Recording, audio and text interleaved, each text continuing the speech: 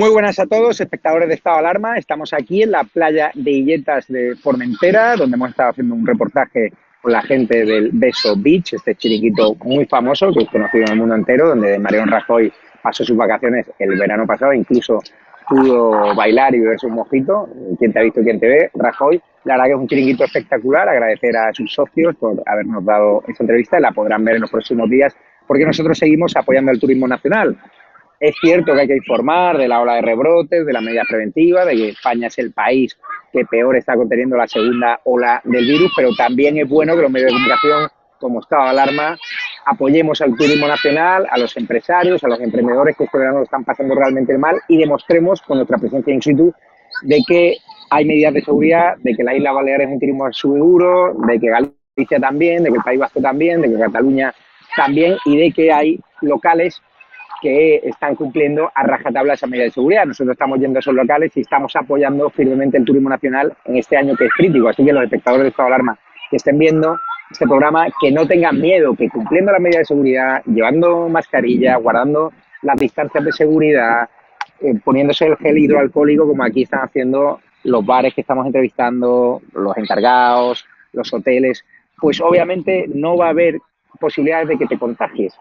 Está claro que da mucho miedo ver los telediarios, pero fijaros en qué entorno estamos, en un entorno idílico, unas playas preciosas, esta Ibiza y promete más bonita que nunca por este parón del turismo que obviamente está provocando que haya una regeneración de playas, una regeneración del mar, que el agua esté más transparente que nunca y fijaros el entorno que la verdad que es todo un gozo. Agradecer también a los Patreons, a los miembros de la comunidad de YouTube que nos apoyáis económicamente y aclararles que estos viajes no suponen ningún coste, que siempre hay personas que siguen el programa, que nos costean lo que nos supone venir aquí y aunque nos costase dinero, yo creo que es importante hacer este esfuerzo este verano de recorrer toda España para apoyar al turismo nacional porque se están viviendo momentos muy críticos. Hemos visto en Ibiza cómo hay muchos hoteles cerrados, cómo esos ERTES van a acabar siendo ERES, pero claro, es que hoy los datos de la encuesta de población activa son terribles. Ya podemos decir que este gobierno es el gobierno del paro, el peor gobierno de la historia en gestión de trabajo. Hemos batido todos los récords negativos en nuestra historia reciente. Este gobierno ha destruido más de 1 millón de empleos en este trimestre. Es una auténtica barbaridad. Prepárense, los espectadores de estado de alarma, para ver situaciones que jamás habíais imaginado, colas de hambre, amigos que se quedan en el paro y obviamente un gobierno que tiene a sinvergüenzas como Fernando Simón, que le está agradeciendo a Bélgica que no nos manden turistas, agradeciendo a Gran Bretaña que no nos manden turistas, es decir, boicoteando a su propio país, que vale que sea científico como lo han defendido, pero él tiene que saber que una cosa es pedirle a los turistas que guarden la medida de seguridad, que usen mascarillas, otra cosa es que pongan controles de temperaturas en aeropuertos y otra bien distinta es decir directamente, agradecer a los países europeos de nuestro entorno que nos boicoteen, porque es que al final con ese boicot lo que está provocando es que muchas personas que deberían estar trabajando en este momento pues no trabajen, porque si un turista tenía previsto venir a España, un turista belga, pues ya no va a venir porque se lo está diciendo su gobierno belga y también el gobierno español. Hemos visto lo que está haciendo la turoperadora TUI, cancelando los vuelos, ¿no?, a nuestro país y estamos viendo una situación estrambótica. Es que el representante del gobierno frente al coronavirus, el gurú, el que nos tendría que transmitir tranquilidad, el que nos tendría que pedir que guardásemos las medidas de seguridad y las medidas de prevención que él no guardó cuando viajó a Portugal a surfear, está generando alarmismo. Y hay que salvaguardar las medidas de seguridad, las condiciones sanitarias, pero también la economía. No podemos permitir que este sinvergüenza haga un llamamiento a los países europeos al boicot a España, porque la economía se va al garete, lo hemos visto con esa encuesta. Pedro Sánchez, vamos a ver hoy declaraciones que le hizo a Pedro Piqueras, está salvando a Fernando Simón, es una estrategia para achicharrarle, lo vamos a comentar con Luis Valcarce, con Sergio Fidalgo del catalán.es, Luis Valcarce, periodista digital, con Roberto Centeno vamos a hablar también de si este economista llamado Pedro Sánchez, este doctor que hizo una tesis plagiada, que se la hizo presuntamente un amigo de Miguel Sebastián, realmente sabe de números. Ayer con Pedro Piqueras demostró que esos 140.000 millones de euros que vamos a recibir de Europa no tiene ni idea de lo que representa nuestro PIB. O sea, él dice que representa el 60%, realmente representa un 11%. Es decir, tenemos un doctor que en teoría es doctor en economía, que no tiene, pues perdonen, ni puta idea de economía, o al menos tiene un asesor que tiene menos idea que él mismo. Está claro que este gobierno, con lumbreras como Carmen Calvo, que ayer también dio unas declaraciones completamente lamentables, nos va a llevar a la ruina, que nos ha pillado la peor crisis de nuestra historia con los peores gestores y que tenemos lo que nos merecemos. Ustedes, no vosotros, los espectadores de esta alarma, sé que no habéis votado mayoritariamente al PSOE, pero los que lo han votado, disfruten de la votado, más de 1 millón de empleos destruidos en este trimestre y prepárense para la que viene en octubre, noviembre, cuando la realidad del coronavirus y la crisis económica nos ponga frente al espejo. Y ahí a mis amigos que votaron el PSOE les recordaré que disfrutéis de lo votado porque nos vamos al garete y todos los indicadores económicos hablan de que las previsiones económicas van a ser aún peor de lo que presupone el gobierno, que está tratando de decir que aquí no pasa nada, que aquí no va a ser todo tan malo como ellos o como nosotros creemos, pero hablas con los comercios, hablas con los empresarios que están cerrando, hablas con los empleados que no encuentran trabajo y está claro que la situación va a ser dantesca y que vamos a un régimen social comunista donde estos, en vez de apoyar a los empresarios, a los emprendedores y a los autónomos, lo que quieren es generar redes clientelares con la paguita y en vez de bonificar a esos empresarios para que contraten a las personas vulnerables, pues estamos creando una sociedad de vagos, una sociedad donde no va a haber meritocracia y donde no se va a apoyar ni el emprendimiento. Entonces, los inversores también están viendo a España como un país no apto ahora mismo para invertir por la incertidumbre que transmite el gobierno, con lo cual la ecuación perfecta para la ruina se está produciendo y esperemos al menos, como dice Carles Enric, que esta situación económica, lo único bueno que tenga sea que eche a estos golfos a la calle, a Pedro Sánchez, a Pablo Iglesias, al cual se le acumulan los casos, las cloacas de Podemos siguen, y hoy vamos a hablar del segundo episodio de la tía comisionista de Pablo Iglesias, pues parece ser que creó incluso una empresa pantalla para ocultar esa comisión de más de 72.000 pavos para una sede que Podemos debería cerrar en los próximos meses, porque está claro que ha montado la sede más grande de su historia en el peor momento de su historia, cuando prácticamente están en vías de extinción, como se ha visto en Galicia, donde no lo han votado ni los familiares del candidato. Muchísimas gracias a todos. Empezamos con un breve vídeo y volvemos desde aquí de la playa de Illeta de Formentera, un sitio espectacular al cual animo a los espectadores de estado de alarma que vengan a apoyar el turismo nacional. Un abrazo fuerte.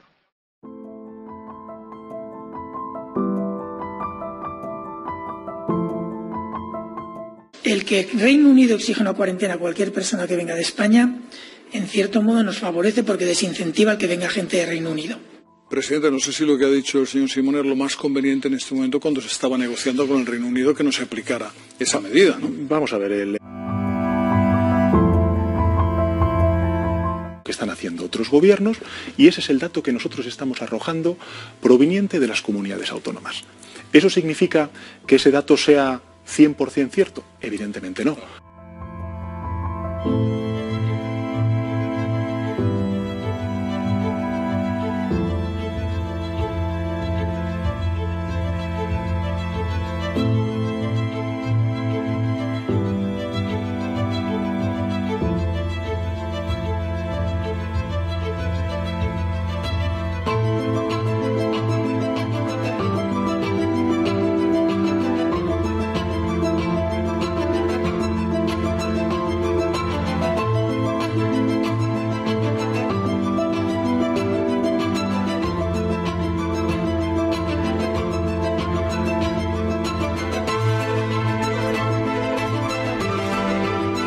Así que a partir de ahora vamos a pedir que esta mascarilla sea obligatoria en todos los espacios públicos.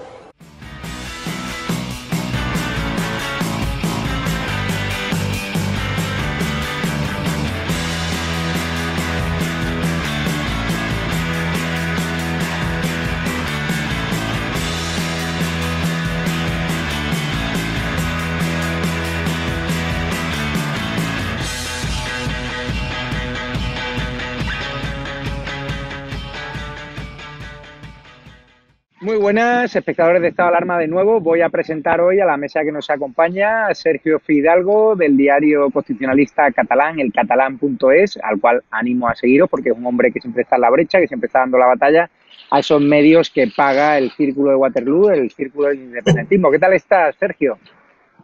Bien, bien, respirando libertad, porque hoy, casualmente, yo estoy en Madrid, con lo cual se agradece mucho venir a tomar aire fresco y tomar fuerzas. De hecho, presentasteis un libro ayer, ¿no? Un libro muy interesante de una de las personas que más contribuyó al nacimiento del Ciudadanos, al original, ¿no? No al de ahora. Exacto, Antonio Robles, que fue uno de los 3 primeros diputados de Ciudadanos en el Parlamento, que presentamos ayer en el Club Argo, en un acto organizado por CLAC, Equidistantes Exquisitos, que es un libro en el que relata aquellos personajes que gracias a ellos, poniéndose de perfil, pues consiguieron que el separatismo haya llegado tan lejos. Pues ya sabéis, los Pepe Rubianes, pues la Susana Grisos, ese tipo de personajes. Muy interesante, así que os animo a leerlo. Redactor jefe de Periodista Digital, Luis Valcarce, ¿qué tal estás? ¿Qué tal, Javier? Muy bien por aquí. Y don Roberto Centeno, supongo ya tendrá los bártulos en el porche de tu casa, ¿no? Camino a Estepona. Pues casi. Mañana. Los del chiringuito que te están dando la tabarra allí en tu casa de Estepona, que ya tienen miedo de que vayamos allí con las cámaras. No lo sé, como ahora no hay clientes, ya dan menos la lata, pero cuando vayas por allí, en fin, hablaremos con la directora, que está de muy buen ver. Iremos a medir los decibelios. Vamos a empezar hoy, Sergio Fidalgo, con las declaraciones lamentables de Fernando Simón. Yo estoy ahora mismo en Formentera, como podéis ver, y claro, aquí han sentado a la industria turística estas palabras donde decía lo siguiente, básicamente, que daba la gracia a Bélgica por ahuyentar a los turistas belgas de España. Vamos a escucharlo y lo comentamos contigo. Pues yo realmente agradezco que los belgas decidan no recomendar venir a España, es un problema que nos quitan. Menos riesgo de importación de casos. Sí que es cierto que Bélgica ahora está probablemente en una situación mejor que algunas zonas de España. Este hombre, Sergio, ¿qué le pasa? O sea, nosotros necesitamos el turismo para sobrevivir. Desgraciadamente la economía española es muy dependiente del turismo y está diciendo directamente a los belgas que no vengan y animan a otros países de Gran Bretaña que ya no están haciendo boicot, que están pidiendo a sus ciudadanos británicos que se vienen aquí a España, que luego 14 días de confinamiento. Francia está recomendando no venir y obviamente hay que guardar las medidas de seguridad. Aquí en Baleares se están tomando medidas muy restrictivas, pero de ahí a llamar o a agradecer a los países que no están haciendo boicot, me parece que hay un pueblo, ¿no?, que se ha pasado a otros pueblos. Hombre, si esta es la nueva política del gobierno, lo tiene fácil. Que cierren barajas, que cierren fronteras y que no entre nadie. Si realmente se lo creen, si realmente creen que esto es lo que es la solución para que la epidemia siga expandiéndose, que sean coherentes y que lo cierren todo. Ahora, lo que no puede ser es que haya países que nos estén pisando en la cara, que simplemente estén recomendando que no vengan a nuestro país a visitarnos y, por lo tanto, la industria turística se puede hundir y salgan con comentarios chulescos. Esto es una chulería que no tiene ningún tipo de sentido. Pero bueno, de Fernando Simón, desde que salió vestido de Easy Rider en la portada del País con su motocicleta, es que básicamente, y se fue a hacer surf, pues básicamente si antes no daban una, ya directamente ya ha entrado en una especie de caricaturización que le está convirtiendo en imprescindible más pronto que tarde. Supongo que lo tiene ahí Pedro Sánchez para que reciba los palos y que nadie se fije en lo que hace él o lo que hacen otros. Luis Valcarce, ¿qué es peor, el coronavirus o Fernando Simón? Yo ayer directamente dije que Fernando Simón es el cáncer del turismo nacional más que el coronavirus. No, lo peor de todo es el terrorismo machista, Javier. El terrorismo machista que mata más que el coronavirus. Eso lo dijo, como sabes, Antonio García Ferreras. Mira, claro, uno podría hacer alguna broma idiota con este tema, pero es todo tan serio, tan lamentable, que, como decía mucha gente indignada, decía que le llamaban cretino, no es que lo diga yo, la misma gente en las redes sociales decía cómo puede ser que nuestro futuro esté en manos de este cretino. Tiene razón Sergio Fidalgo, es decir, es lo mismo que decir, mejor que la gente se muera pronto, así nos deja libres las camas de las UCIs. O mejor que no vengan a España o a Portugal, así él se puede ir a surfear olas y tener toda la playa a su disposición. Vamos a ver, esto es coherente con lo que ha sido Fernando Simón a lo largo de toda la pandemia. Se ha reído de las víctimas desde el minuto uno. Y cuando digo reído, no es que lo digo en tono irónico o estoy utilizando algún tipo de metáfora. Se ha reído literalmente. Es el que hacía así, ¿te acuerdas? Hacía así y se reía con los periodistas haciéndole el juego y las mentiras de Simón respecto al tema de las mascarillas, respecto al tema, bueno, ni hablar cuando decía que solamente íbamos a tener un caso de coronavirus y demás. Es decir, la frase de Simón demuestra en qué manos estamos. Es decir, el mismo Fernando Simón que dice esto, al otro día tiene que salir a 2 horas después a hacer a Pedro Sánchez a enmendarle la plana, pero tampoco te creas que tanto. Porque Pedro Sánchez ayer, en esa entrevista de Telecinco, en la cual también tendríamos que hablar sobre el papel servil y lacayo que cumplió Pedro Piqueras, el entrevistador, Pedro Sánchez dijo que hay que entenderlo, es que es epidemiólogo. Es epidemiólogo. Entonces, si yo tomo literalmente las palabras de Sánchez, ¿qué tengo que entender? ¿Que los epidemiólogos quieren la ruina de este país? A mí no me cabe ninguna duda, porque ninguno de ellos acertó una en toda la pandemia. Es decir, en eso Sánchez y su equipo están de acuerdo y son totalmente coherentes. Si se trata de destrozar este país y de ser incompetentes y echar culpas afuera, que es lo que han venido haciendo, en eso tienen toda la razón. Por lo tanto, quiero darte una noticia que yo creo que es exclusiva porque la está llevando el Daily Mail a estas horas. Algo que Fernando Simón seguramente no sepa. Gran Bretaña toma esa decisión no para castigar al turismo, sino porque 10 británicos regresaron de España con coronavirus. Y viendo la situación de los británicos es cuando los ministros del gobierno de Boris Johnson deciden tomar esa decisión. Por lo tanto, estamos en manos de un charlatán, de un cantamañanas y que Dios nos apañe. Madre mía, ya que te has referido a la entrevista muy comentada de Pedro Sánchez ayer con Pedro Piqueras, vamos a ver un fragmento y lo vamos a hablar con Roberto Centeno, que es realmente un catedrático de economía y no como el doctor fake de Pedro Sánchez, que no sabe ni lo que representan las ayudas europeas al PIB español. Vamos a escucharlo. Utilizados, ¿y a qué sectores van a beneficiar? Esos 140.000 millones de euros representan, para que se hagan una idea, aquellos que nos están viendo, en torno al 60% del Producto Interior Bruto en el año 2019. Es decir, estamos hablando de unas magnitudes inéditas. ¿Cómo van a ser utilizados y a qué sectores van a beneficiar?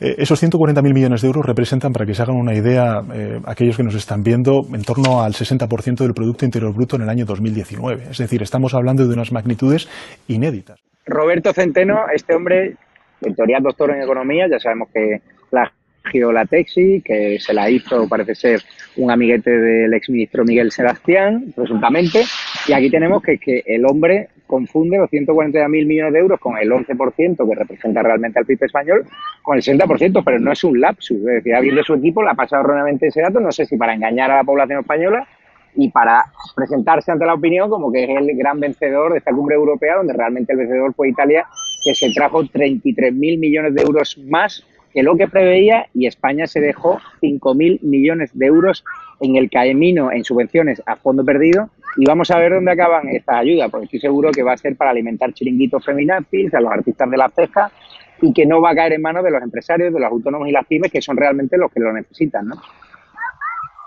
Bueno, vamos a ver. Primero te quiero hacer una pregunta. ¿Tú sabes cómo le llamaban en Bruselas durante los días que estuvieron allí discutiendo cómo se repartía dinero? Tijera, papel y... ¿no? Sin tijera y boli, o sin boli y papel, ¿o cómo? El sin papeles. Le llamaban el sin papeles. Hay unas fotos increíbles, una en particular en donde está la señora Merkel, donde está el presidente francés, donde está el holandés y donde está este payaso. Bien, los demás están con lápiz y papel haciendo números y este con los brazos cruzados. Una cosa de vergüenza. Mira, en los días que estuvieron en Bruselas hubo montones de reuniones bilaterales. A este no le llamaron a ninguna. Nadie quería hablar con él de nada porque es que no pinta nada. No pinta realmente nada. Y ha conseguido, tú lo has dicho, ha conseguido, al final del día, ha conseguido 36.000 millones menos de lo que consiguió Italia. Pero, en fin, eso es lo menos importante. Lo más importante, el problema, al final del día, es que los españoles tienen muy mala memoria, muy mala memoria. Aparte de que están mal informados, porque todos los grandes medios de comunicación están en manos del gobierno, directa o indirectamente, es que tienen muy mala memoria, porque como 3 semanas antes de irse a Bruselas, él dijo que España iba a conseguir 280.000 millones de euros, todos ellos sin gratis et amore y sin condicionalidad alguna, porque como dijo la ministra de Hacienda, la inefable ministra de Hacienda, que dice, hombre, no nos pueden decir cómo tenemos que ganarnos el dinero porque somos una democracia y el gobierno representa a los españoles y el gobierno ya sabe cómo tiene que gastárselo. Bueno, al final ha sido la mitad, pero menos todavía de la mitad, porque lo que no han dicho los medios es que los 72.700 millones que nos tocan sin gratis et amore, pero con condicionalidad, hay que restarle 6.000 millones que tiene que pagar España extra de más a la Unión Europea por la salida de Gran Bretaña. Con lo cual, al final del día, el dinero que recibiremos gratis et amore son 66.000 millones. Pero ojo, ayer comentaba en el programa de Trump cómo Trump pone ahora $1 trillón de nuevo encima de la mesa que los va a repartir directamente a las familias. Van directamente en cheques a las familias. Es el segundo round del tema. Primero, Estados Unidos paga 7 veces más per cápita o dedica 7 veces más per cápita de lo que dedica la Unión Europea. En el caso de, y además es que lo das ya, porque es que te mandan los cheques firmados por Donald Trump y llegan directamente a las familias. Fulanito de tal, páguese $1.200, que son los cheques que va a mandar ahora, a todos los americanos, desde los bebés a los señores ya. No adelante el contenido de tu el dinero, perdóname, el dinero de la Unión Europea no va a venir a España hasta el otoño del año que viene, y que este imbécil diga que es el 60% del PIB, que serían aproximadamente 700.000 millones de euros, es que no hay por dónde cogerlo, es que no sabe ni lo más mínimo, porque un error de ese tipo no se puede cometer. Avanzamos. Pedro Sánchez, volviendo al tema de Fernando Simón, Sergio Fidalgo también se refirió al polémico gurú que tiene el gobierno, la lucha contra el coronavirus. Ellos siempre se escudan que lo colocó el PP, pero claro, el PP coloca una oveja negra, lo más normal es cesarlo, sobre todo cuando nos mintió a todos los españoles, nos dijo que aquí solo iba a haber un contagio, y cuando empezó a reírse en ruedas de prensa donde se estaba hablando de miles de muertos. Vamos a escuchar a Pedro Sánchez cuando le preguntaron por este asunto de Fernando Simón. El que Reino Unido exija una cuarentena a cualquier persona que venga de España, en cierto modo nos favorece porque desincentiva el que venga gente de Reino Unido. Aunque entiendo que para el sector turístico es mejor que venga desde el punto de vista sanitario, el reducir ese riesgo marginal también nos ayuda en cierta manera. Presidente, no sé si lo que ha dicho el señor Simón es lo más conveniente en este momento cuando se estaba negociando con el Reino Unido que no se aplicara esa medida, ¿no? Vamos a ver, creo que en toda decisión pública que se tome hay que saber combinar la perspectiva sanitaria de la perspectiva económica y empresarial. El doctor Simón es un epidemiólogo y sabemos que precisamente para parar, para frenar, mantener a raya el virus del COVID, lo que tenemos que hacer es, pues cuanto menos movilidad, mejor. Pero, evidentemente, tenemos que incorporar también la perspectiva económica y empresarial a las decisiones públicas que podamos tomar. ¿Qué te parece, Sergio Fidalgo? ¿Le está defendiendo este gobierno? Hay días que parece que no ponen la mano en el fuego por él, otros que sí. ¿Usted cree que Fernando Simón forma parte del marketing de Moncloa o simplemente una estrategia para achicharrarlo a él y que Pedro Sánchez salga indemne de esta crisis? Por supuesto, es una estrategia para achicharrarlo. Sí, es maravilloso como por una parte le decía sí, hay que hacerle caso, pero por otra parte hay que hacer la perspectiva económica. ¿Sabes qué? Pedro Sánchez siempre tiene una perspectiva, solamente tiene una, que es voy a salvarme yo, voy a quemarme lo menos posible y que tenga que morir por mí que lo haga. Y Fernando Simón tiene aquí en la frente un cartelito que pone próxima víctima política de Pedro Sánchez. Y ya está, le va a dejar que siga diciendo las suyas, que siga quemándose, y cuando ya sea insostenible, lo sustituirá, pondrá a alguien más razonable, y buena parte de la prensa, sobre todo la prensa más amiga, dirá, hombre, Fernando Simón ha hecho su trabajo, pero el señor Gran Sánchez tiene una gran perspectiva y ha decidido abrir nuevos caminos para que la epidemia se corte, y gracias a este nuevo gurú que hemos escogido lo conseguiremos. O sea, es propaganda pura de Moncloa, porque ya después de lo del surf, Fernando Simón quedó muerto definitivamente políticamente, y lo aguantan simplemente para tapar todo lo que pueda la nefasta gestión de Sánchez un tiempo más. Luis Valcarce, ayer la entrevista de Pedro Piqueras al menos sirvió para que Pedro Sánchez ya reconociese que nos han mentido, ¿no? Que el dato de 28.500 fallecidos, se lo decía el otro día en la portada del País, ya lo comentaremos en tu sección mañana, supongo, de que esa portada de 40 y pico mil muertos realmente lo que esconde es un llamamiento de prisa, una presión a Moncloa para que le suelte más viruta. Vamos a ver lo que decía Pedro Sánchez sobre esta cifra que no se cree nadie de los 28.500 muertos por la pandemia. Nosotros estamos tomando los criterios que nos ha planteado la Organización Mundial de la Salud. Nosotros estamos contabilizando aquellas personas fallecidas que hayan tenido previamente un test PCR positivo. Eso es lo que nos dice la Organización Mundial de la Salud, es lo que están haciendo otros gobiernos y ese es el dato que nosotros estamos arrojando proveniente de las comunidades autónomas. ¿Eso significa que ese dato sea 100% cierto? Evidentemente no. Hay estimaciones que está haciendo ahora mismo otras autoridades públicas, por ejemplo el Instituto Nacional de Estadística o el Instituto Carlos III, que efectivamente sitúa en los guarismos que usted indica el número de fallecidos en nuestro país. Cuando pase la pandemia, esta maldita pandemia, tendremos los datos suficientes como para tener un cálculo muy fehaciente de lo que ha ocurrido. Hemos sufrido una tragedia y no solamente por el número de fallecidos, de los cuales yo me hago cargo, sino también de las condiciones en las que han fallecido muchísimas de estas personas en una absoluta soledad.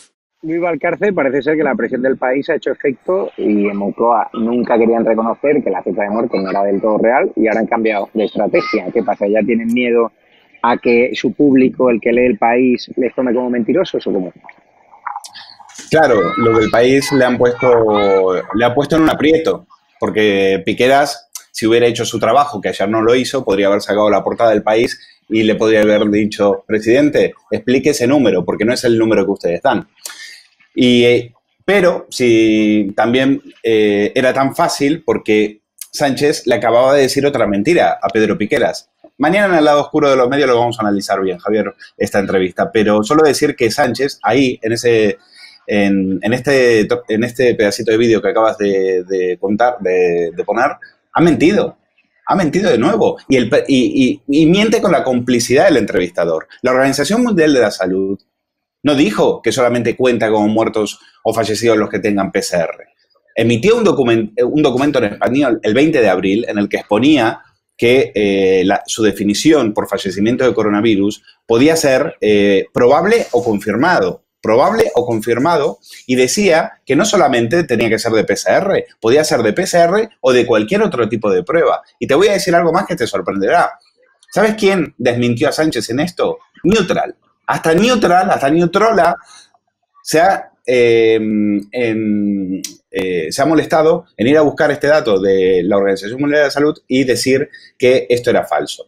Por lo tanto, le mienten a Piqueras en la cara y el entrevistador no se entera. Esa entrevista no sirvió de nada, más que para intentar hacerle un lavado de cara a este presidente. Y yo, diciendo un poco con lo que decía Sergi, yo no creo que le estén achicharrando a Fernando Simón o estén esperando el momento para dimitirle. Fernando Simón es un yo-yo porque, como dice, una tras otra y cada vez peor, no deja de meter la pata, pues al final acabarán haciendo un héroe, que es lo que ellos querían, es decir, burlarse precisamente de todos los muertos y decir, aquí tenemos a este tío que lo ha hecho fantásticamente bien. En lugar de achicharrarle, lo que han intentado es convertirle en un héroe. Y el diario El País, al ver esa jugada, se acaba de bajar de ese carro y ha dicho, menos triunfalismo, nosotros nos entramos. Pero de eso vamos a hablar más adelante. Lo que está claro, Roberto, que Alemania ha dado la puntilla a España, ha pedido ya directamente no viajar a Cataluña, Aragón y Navarra. La cuarentena británica, se quejan la Federación Empresarial de Asociaciones Territoriales, la Agencia de Viajes Española, el señor César Calvo, que dice que esa cuarentena está afectando también al turismo nacional. Claro, los espectadores ven la televisión y solo hay malas noticias, los rebrotes descontrolados. España es el peor país en cuanto a la gestión de la segunda ola.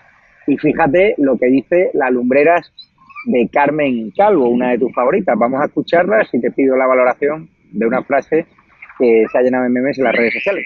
Los datos son los que son. Hay rebrotes porque tiene que haberlo, porque hay contagio. Hay una parte del contagio que es asintomático y que es más complicado. Hemos hecho más de 4 millones de PCRs en este país, con lo cual tenemos mucho mejor diagnosticado dónde pueden estar los casos y cómo se siguen y cómo se para la capacidad de contagio que tienen. Y miren los datos sanitarios en este momento de las personas que tienen más riesgo, de las personas que lo pasan peor atravesando la enfermedad y de cómo estamos haciendo el camino que tiene que hacer ahora todas las sociedades del mundo para convivir desgraciadamente con este nuevo virus del que todavía la ciencia sabe relativamente poco hasta que aparezcan las vacunas. ¿Qué te parece, Roberto Centeno? ¿Hay rebrotes porque hay contagio y porque tiene que haberlo? No, hay rebrote porque son unos incompetentes. ¿Qué me va a parecer? Tenemos el peor gobierno de todo Occidente, más que de Occidente, del mundo desarrollado.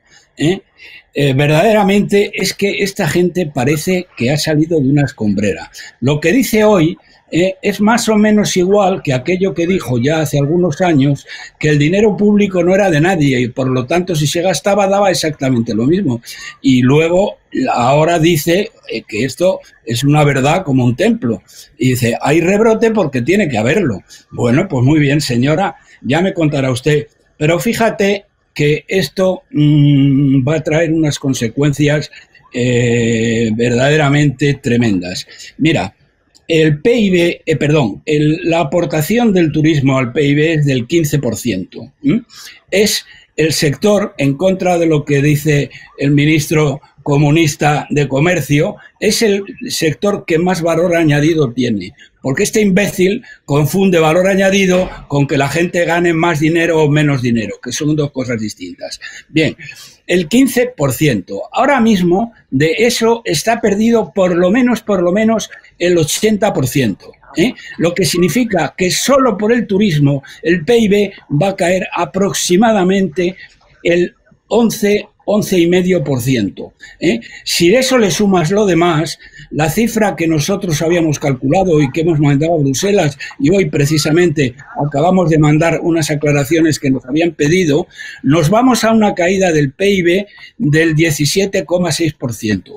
Y hoy hemos visto, no sé si lo vamos a hablar después o no, hoy hemos visto la cifra de paro, la EPA, de la encuesta de población activa, donde bueno, es que hemos tenido 1.100.000 parados más, que no los ha contabilizado como parados el INE, porque como para contabilizarlos como parados se necesita que hayan hecho gestiones para buscar empleo la semana antes a la encuesta, y esta gente no lo ha hecho porque estaban encerrados en su casa, los ha colocado como inactivos.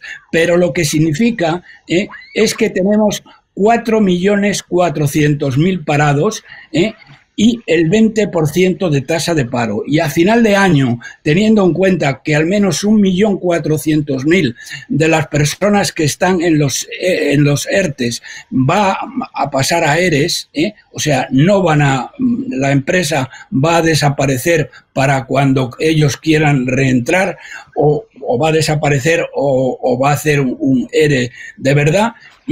Nos vamos a encontrar a final de año con 5.600.000 parados, que es el 26,4% de tasa de paro. Y así las cosas, el ministro de Seguridad Social dice que para poder pagar las pensiones tenemos que traer africanos a Asgaya, cuando hay 5.600.000 parados. Ahora mismo, a final de año, va a haber 5.600.000 parados, y este miserable dice que necesitamos que vengan subsaharianos. Es para matarlos. Tenemos un gobierno que parece que todos y cada uno ha salido de una escombrera. Efectivamente, Fernando Simón, que no forma parte del gobierno stricto sensu, que es un payaso, que tiene un currículum descerebrado, tiene un currículum vitae que da vergüenza leerlo. A este tío, coño, podían haber, aun dando por buenos los argumentos que dais por las razones por las cuales este cretino está ahí, podían haber cogido a alguien un poco más aseadito, porque verdaderamente es absolutamente acojonante la imagen que da este tío de lo que es el gobierno. Sergio Fidalgo y la Comunidad de Madrid ha decretado el uso obligatorio de la mascarilla, ha decretado el cierre de locales de ocio nocturno. Es una medida de prevención, una medida un tanto alarmista. Vamos a escuchar, a Isabel Díaz Ayuso, lo que ha dicho la presidenta de la Comunidad de Madrid por esta medida de choque. Obviamente la situación de contagios en la Comunidad de Madrid no tiene nada que ver con la que vivís en Cataluña, pero esto es lo que ha dicho. Pero vamos también a presentar otra serie de medidas que vamos a poner en marcha desde la Comunidad de Madrid. En primer lugar, también quiero recordar que fuimos la primera administración que obligó a que los ciudadanos llevaran las mascarillas en el transporte público, en los establecimientos comerciales, en los lugares cerrados y en aquellas zonas donde no se podían respetar la distancia social. Y, de hecho, ahora mismo prácticamente todos los madrileños la llevan, como pueden observar en la calle. Prácticamente todo el mundo la está utilizando. Y a todos ellos les queremos dar las gracias. Pero por respeto a ellos, por asegurarnos, porque ahora también es un momento en el que estamos recibiendo turistas, mucho menos de los que desearíamos, pero lo estamos haciendo, y también para concienciar a los más jóvenes y, sobre todo, que no sea porque no lo intentamos todo, vamos a hacerla obligatoria. Y lo va a ser también en las terrazas. Así que a partir de ahora vamos a pedir que esta mascarilla sea obligatoria en todos los espacios públicos y será obligatoria, aunque somos conscientes de que la inmensa mayoría de los madrileños ya la están llevando de manera voluntaria, e insisto, a todos ellos les queremos dar nuevamente las gracias por su comportamiento ejemplar. Es una buena medida, Sergio Fidalgo, si la comparas con las políticas de Torra frente al coronavirus, mucho más prudente la señora Díaz Ayuso que Torra, porque está Torra llamando a la emergencia, que la situación es muy crítica, pero durante la primera etapa de la pandemia, los primeros meses del año, negaron la realidad, lo que todos sabíamos, que es que no nos estaban dando los datos reales de la crisis en Cataluña, porque en Comunidad de Madrid estaban los casos disparados y parece ser que en Cataluña al principio no había ningún contagio. Obviamente nos mintieron, como hicieron los soviéticos en plena crisis de Chernóbil. Está muy claro que ha habido dos modelos claros en lo que es una gestión de la pandemia desde las autonomías. Uno es el modelo de Ayuso, que ha intentado ser real, que ha intentado trabajar desde el primer momento, que consiguió acciones tan memorables como lo de IFEMA, y el modelo de Quim Torra, que ha sido justo lo contrario, que ha sido utilizar la pandemia para hacer política, para intentar avanzar en el proyecto separatista que tienen, que solo tienen ese interés, y que cuando se ha pasado meses diciendo que España nos roba las competencias, España no nos deja hacer, España nos mata, porque si tuviéramos las competencias morirían menos catalanes, y cuando las han recuperado se ha demostrado que no son incapaces de hacer nada y que han hecho muy bueno a Pedro Sánchez y han hecho muy bueno a Fernando Samún. Y es cierto, o sea, por mucho que hablemos de Illa, por mucho que hablemos de Sánchez, por mucho que hablemos de Simón, comparado con Torras, son casi premios Nobel de Medicina, lo cual indica cómo está la cosa en Cataluña. A mí me parece, yo le doy un voto de confianza a Ayuso porque simplemente si cree que es necesario, teniendo en cuenta que ha hecho una gestión bastante aseada de la pandemia, pues por supuesto, aun sin llegar a los extremos que tenemos en Cataluña, que tenemos media área metropolitana, buena parte de Lérida y otras partes con brotes muy severos. En Madrid todavía no habéis llegado a ese extremo, pero si Ayuso piensa que es necesario para evitar que se propague, como hasta ahora lo ha hecho de una manera bastante correcta, yo tengo que apoyar esa medida.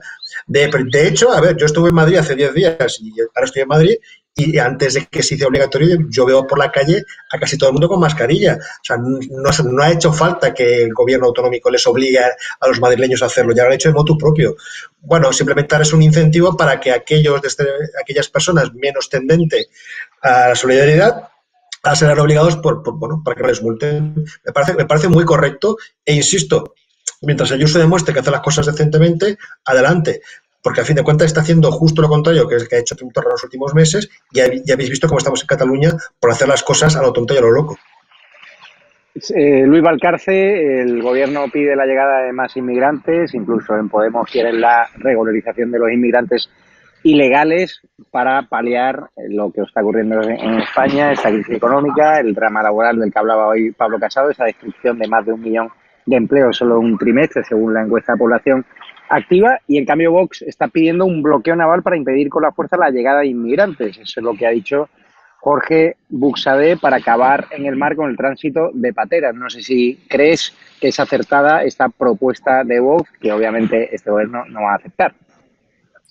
Es que a mí me parece que tu pregunta va muy conectada a la pregunta anterior que le habías hecho a Sergio Fidalgo. Es decir, lo que no tiene sentido es que a nosotros se nos obliguen a llevar mascarillas mientras en Barajas no se hace ningún tipo de control. A ti en el aeropuerto de Ibiza no te han hecho ningún control. No. Yo vengo de estar en Alicante y he visto, por ejemplo, cómo a un subsahariano que está trabajando, que tiene papeles, etcétera, le ponían una multa por aparcar mal.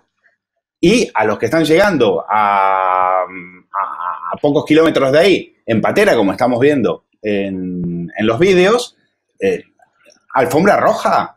A un subsahariano que está trabajando, que está con los papeles en regla, que está intentando ganarse la vida, le meten una multa por aparcar 10 minutos en un sitio que no es debido. Ahora, si ese subsahariano salta la valla, alfombra roja. Si llega en patera, alfombra roja. Coronavirus, ningún problema. Si ocupa una casa, ningún problema. También, alfombra roja. ¿Pero qué tipo de país es este?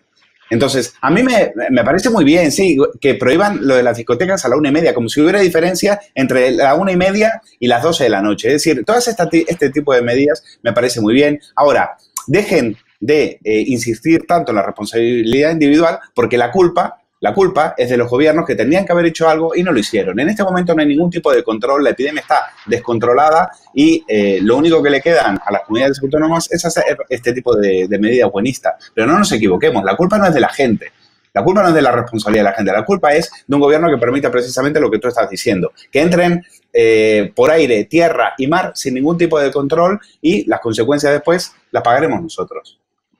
Vamos ya, Roberto Centeno, con las cloacas de Podemos. Estamos viendo muchísima información. Alguien ha activado el ventilador contra Pablo Iglesias para investigar sus irregularidades. Los casos se le acumulan. El caso Dina, el caso de presunta malversación de fondos públicos, del pago de sobresueldos. Y ahora aparece en escena la tía de Pablo Iglesias. Es que Pablo Iglesias ya no solo se conforma con colocar a sus concubinas, sino también a su tía como comisionista, pagarle más de 72.000 euros por la intermediación de la nueva sede de Podemos, de más de 2 millones de euros, que la segunda planta parece ser, que según contaba el diario, también se había edificado de forma irregular, sin papeles, y aquí tenemos con el culebrón de la tía. Resulta que ahora utilizó una pantalla para ocultar los 72.600 euros de comisión a su tía, una empresa pantalla. Parece ser que Pablo Iglesias, según OK Diario, maniobró para ocultar que su tía Paloma Pérez Martín Turrión cobró una comisión de 72.600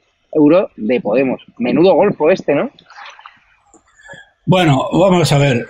Lo primero es, como leía esta mañana no sé dónde, que la fe de Podemos en la estupidez de sus votantes es infinita. Es decir, para Podemos sus votantes son cretinos de baba y se creen cualquier cosa. Por otro lado, eso por un lado, aunque ya hemos visto que en Galicia no ha sido así y en el País Vasco ha sido medio así. Pero lo que demuestra es una golfería verdaderamente tremenda. Lo de la tía, que haga de intermediaria y se cobre 72.000 euros del ala de comisión. Es verdaderamente de vergüenza. Pero dicho esto, y sea cual sea la influencia que pueda tener sobre la intención de voto de Podemos, el problema de Iglesias es que la justicia en España, todos los temas del caso Dina, etcétera, no tienen nada que ver con los temas por lo que le están, le están investigando la Fiscalía General de los Estados Unidos, porque ahí le está investigando no por unas fotos eróticas que pudo destruir o no destruir, sino que le está investigando por sus relaciones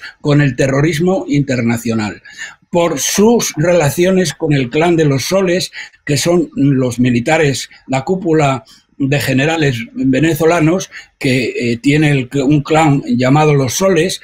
Por los soles es por las insignias que llevan, y él ha cobrado dinero de ese clan.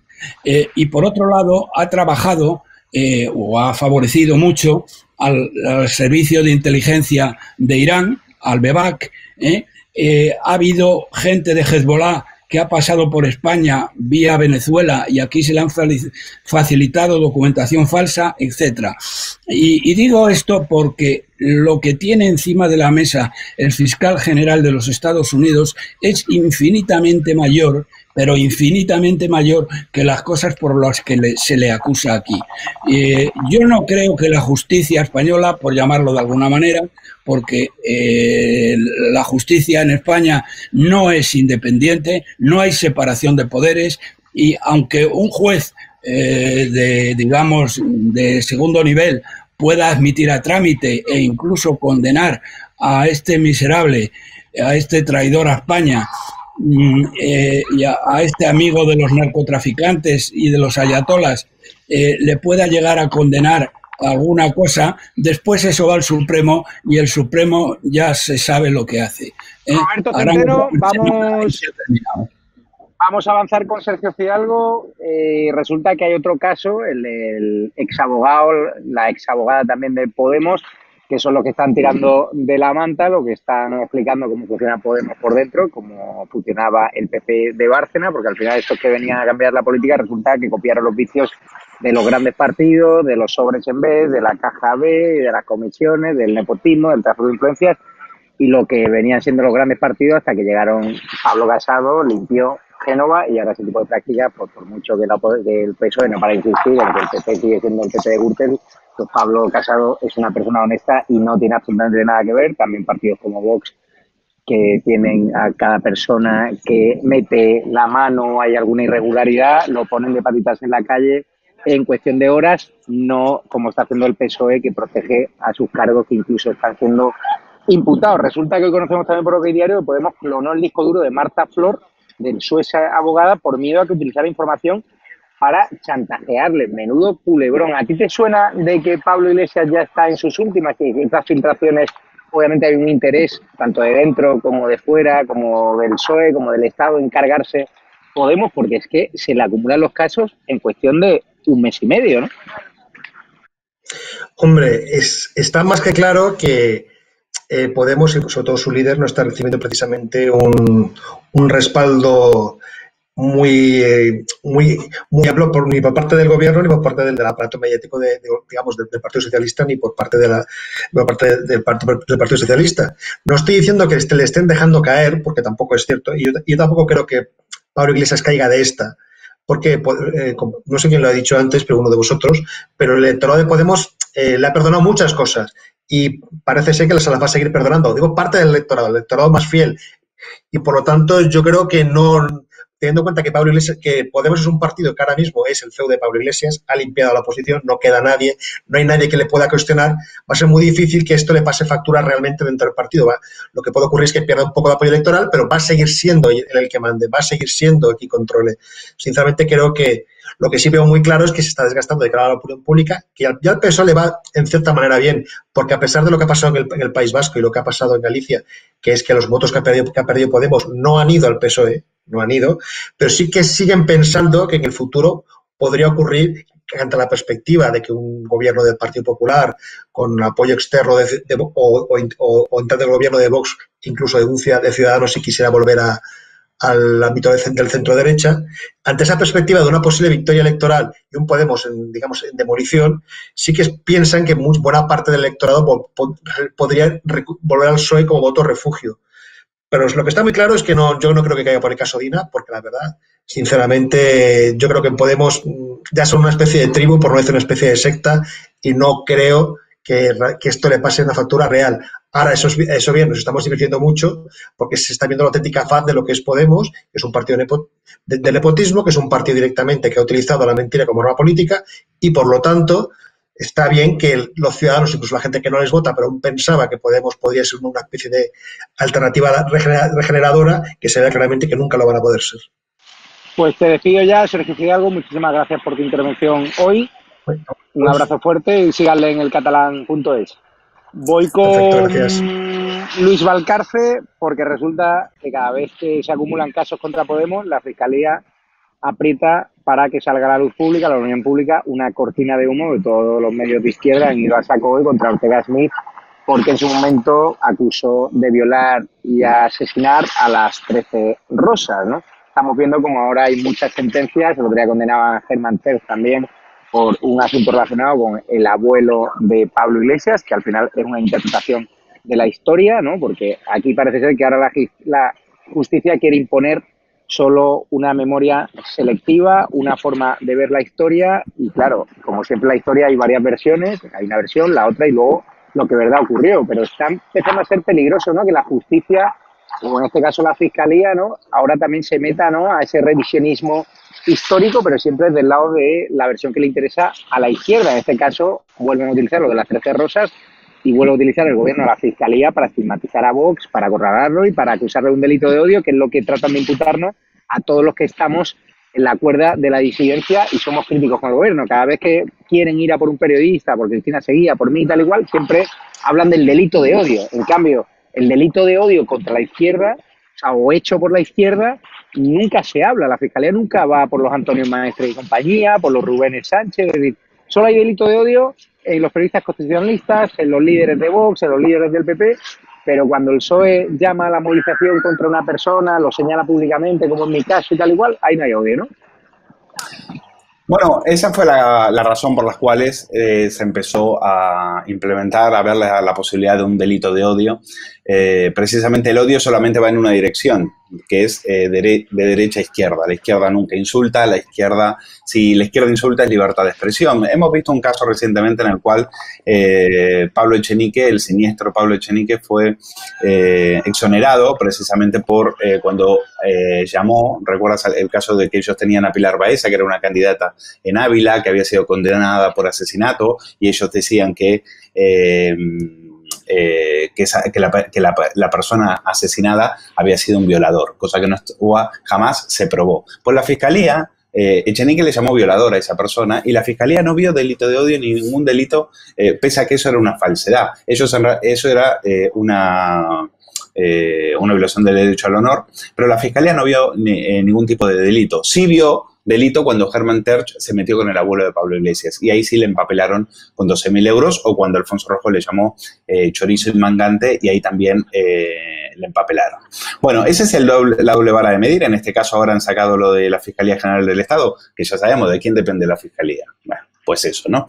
Pues la Fiscalía ahora ve delito de odio en las palabras de Ortega Smith, que yo creo que Ortega Smith, por otro lado, hay que decir que él acusó a las 13 Rosas de torturar, violar y asesinar vilmente. Pues yo creo que lo tiene difícil para probar eso, porque eso yo creo que históricamente no es verdad, pero sí es verdad que las 13 Rosas colaboraban con un gobierno que sí se dedicaba a hacer ese tipo de prácticas. Pero creo que, bueno, eso después ya lo tendrá que dirimir la justicia, pero a mí me parece escandaloso que tengamos que estar hablando de esto. Es decir, que una persona, por más que se equivoque y haga una referencia o haga un juicio de valor sobre algo que pasó en la historia, tenga que ser llevada al banquillo o a los tribunales. Pues eso es lo que quieren, a los que hablemos o digamos o tengamos ciertas opiniones sobre la memoria histórica, nos quieren llevar al banquillo y silenciarnos y pasar un tiempo en la trena, como hacen en las dictaduras que les financiaban a ellos, es decir, Irán y Venezuela. Vienen educaditos de esa manera y eso es lo que ellos pretenden.